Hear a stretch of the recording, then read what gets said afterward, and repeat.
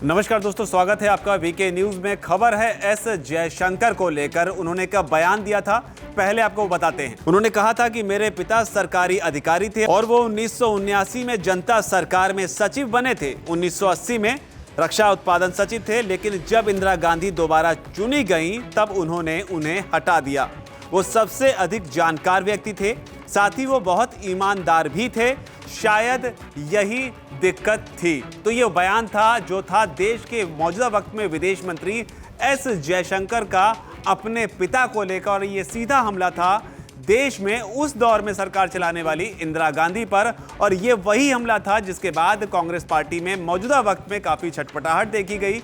Congress party के तमाम नेताओं ने एस जयशंकर पर हमला किया और आरोप लगाया कि यह कैसी राजनीति है कि आप उन दिनों की बात करते हैं। हालांकि इस बीच में एस जयशंकर के पिता के ऊपर भी कीचड़ उछालने की कोशिश की गई। उनके पिता पर भी सवाल उठाए गए और एस जयशंकर की भी वफादारी पर सवाल उठाए गए। लेकिन अब इन तमाम सवालों के बीच एस जयशंकर ने एक और हमला बोला है, और हमला बोलते हुए सिलसिलेवार तरीके से उन्होंने कई सारे मुद्दों पर चर्चा की है। कई सारी बातें उन्होंने कही, जिसमें चीन के मुद्दे के अलावा रशिया के साथ होने वाली ऑयल डील और 26/11 को लेकर उन्होंने एक बयान दिया जो कांग्रेस पार्टी को चुभ सकता है। आपको बता दें कि जयशंकर जो हैं हैदराबाद में forum for nationalist thinkers Hyderabad chapter talk on India G20 presidency को संबोधित कर रहे थे, और वहीं पर इन्होंने ये तमाम बातें कही हैं जो आपको हम सिलसिलेवार तरीके से बताते हैं। सबसे पहले तो उन्होंने चीन को लेकर कहा कि भारत के साथ संबंध पड़ोसी देश के साथ में जो बिगड़े हुए हैं वो कब तक सामान्य नहीं होंगे। इसे लेकर उन्होंने कहा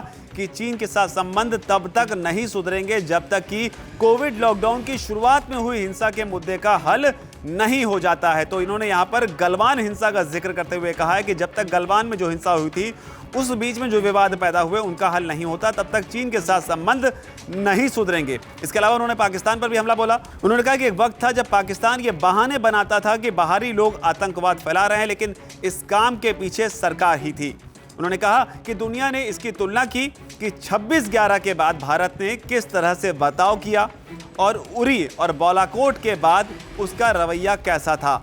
तो ये हमला था कांग्रेस पार्टी के ऊपर कि 26/11 के बाद जो सरकार 26/11 हमले के वक्त में जो सरकार भारत में थी उसका बर्ताव भी दुनिया ने देखा। और उरी और बालाकोट में जब घटना हुई, आतंकी घटना हुई, तब भारत ने किस तरीके से रिटेलिएट किया, जिसे लेकर एस जयशंकर ने बयान दिया। साथ ही उन्होंने ये भी कहा कि जब बात मोदी सरकार की आतंकवाद से निपटने की आती है तो क्षमताएं और बदलाव सबने देखे हैं। इसके अलावा रूस के साथ में जो तेल की डील है जो लगातार चर्चा में रहती है, उस पर भी उन्होंने बयान दिया। उन्होंने कहा कि तेल खरीदने के वक्त भारत दबाव में आ गया था, लेकिन हम डटे रहे क्योंकि भारत के लिए कंज्यूमर पहले है। उन्होंने साथ ही ये भी कहा कि प्रधानमंत्री नरेंद्र मोदी की सरकार ने उपभोक्ताओं को पेट्रोल की कीमतों में बढ़ोतरी के असर से बचाने और महंगाई को कम रखने का हर संभव प्रयास किया है। और भारत की वैश्विक चिंता को लेकर उन्होंने ये भी कहा कि G20 की प्रमुख चिंता यह है कि वैश्विक अर्थव्यवस्था को जोखिम से बाहर निकालने के तरीके खोजने की होगी ये कोशिश भारत की। उन्होंने कहा कि आज दुनिया ये सबक सीख गई है कि सुरक्षा का मतलब केवल भौतिक सुरक्षा नहीं, ना ही केवल आर्थिक सुरक्षा है, इसका मतलब स्वास्थ्य सुरक्षा, खाद्य सुरक्षा भी है।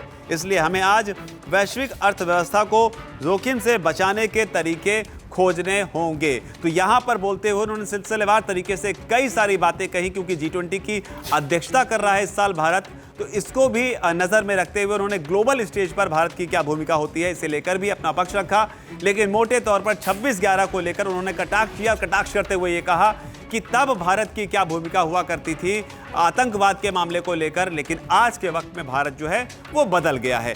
जयशंकर के इस भाषण के बाद या उनके इन वक्तव्यों के बाद मुमकिन है कि कांग्रेस की पार्टी की तरफ से भी कोई ना कोई प्रतिक्रिया आए, लेकिन फिलहाल उनके इस बयान से आप कितना सहमत हैं, आपकी जो राय हो नीचे अगर कमेंट सेक्शन में उसे जरूर लिखें। धन्यवाद। वीके न्यूज, राष्ट्र के नाम।